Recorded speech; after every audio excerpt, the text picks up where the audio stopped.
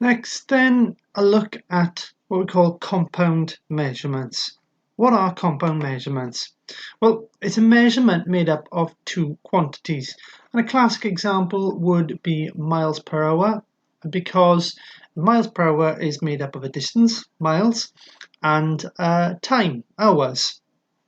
So we would have to measure both of those quantities in order to make the compound measurement of speed. So here are some examples of compound measurement that you need to know about. Speed, which is made up of distance and time. Density, which is made up of mass and volume. The more mass you have packed into a given space, the more dense something is. And pressure, which is made up of force and area.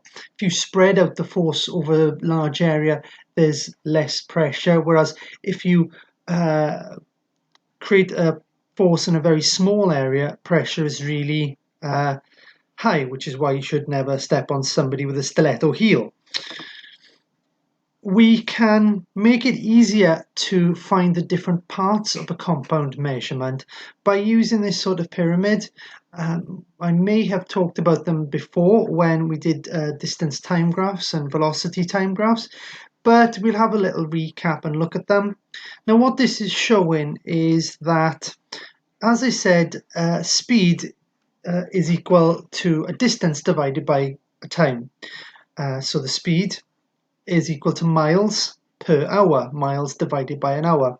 So this pyramid is showing us that this value down here, speed, is equal to distance over a line by here, time.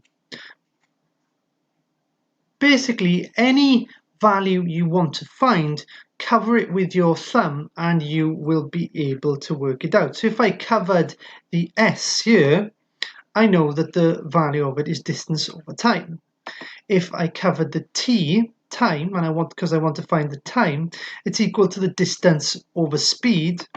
And if I want to find the distance, I know it's equal to the speed times time. If you notice the times sign at the bottom. So it's a good way. You can rearrange these things using algebra, but it's a good way to quickly do it as well.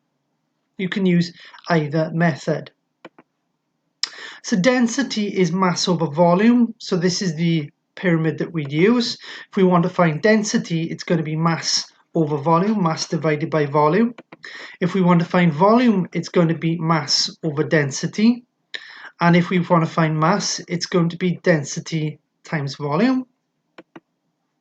And then our last one, pressure, is equal to force over area.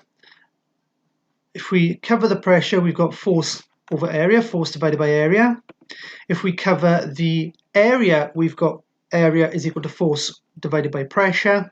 And if we cover the force, then we could say it's equal to pressure times area. Each different value has got its own type of measurement. So speed, we know, is measured in miles per hour or kilometers per hour. Density is measured in kilograms per cubic meter, because kilograms is a measurement of mass and cubic meters is a measurement of volume. So if you notice, that per sign means divided by. The pressure then is equal to the what we call pascals, but a pascal is actually a number of newtons per square meter, a newton being a measure of force and the square meter being a measure of area.